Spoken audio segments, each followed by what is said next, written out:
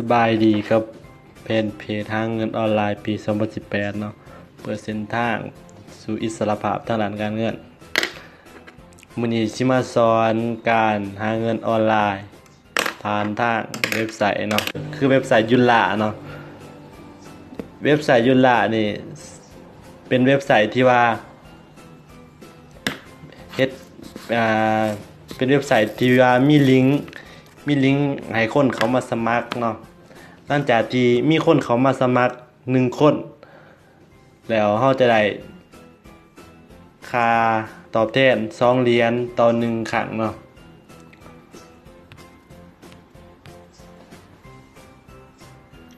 และมื้อนี้ก็จะมาสอนวิธีสมัครกับเว็บยุลาเนาะเพื่อสร้างรายได้ให้แก่ตนเองเนาะนี่ก่อนอื่นหมดเฮาก็เข้ามาที่เว็บยุลาเนาะซึ่งขอสิป้าลิงก์ไว้อยู่กล่องคลิปเนาะซึ่งเว็บไซต์ยุลาที่เฮาจะสามารถสร้างรายได้หั่นก็มีหน้าตาเป็นแนวนี้เนาะทำอีทำออแม่นให้เฮากรอกชื่อของเฮาเนาะชื่อของเฮาเข้าไปหน้าทำอีทตัวที่2นี่แม่นอีเมลเนาะนี่แม่นอีเมลเนาะ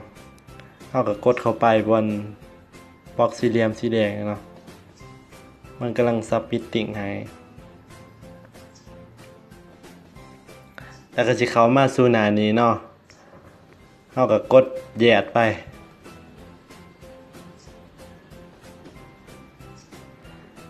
หลังจากที่เรากดแยดเข้าไปแล้วมันจะส่งลิงก์เข้าสู่อีเมลของเราเนาะอีเมลที่เรากรอกไปวงหนึ่งนี่นะ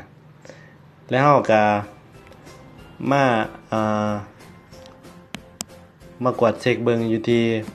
อีเมลของเราเนาะมันจะส่งเข้ามาให้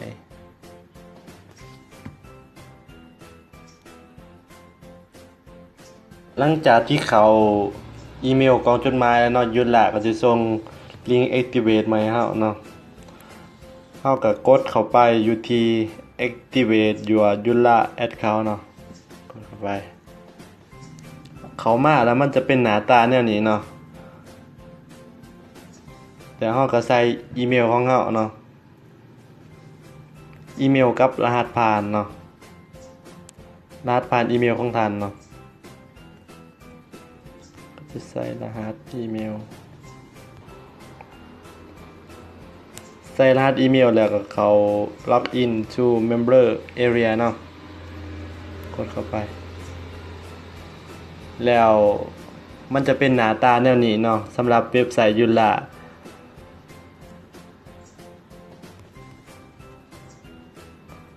นี่เป็นการลงทะเบียนแบบฟรีเนาะคลิปต่อไปเราจะมาสอนเกี่ยวกับวิธี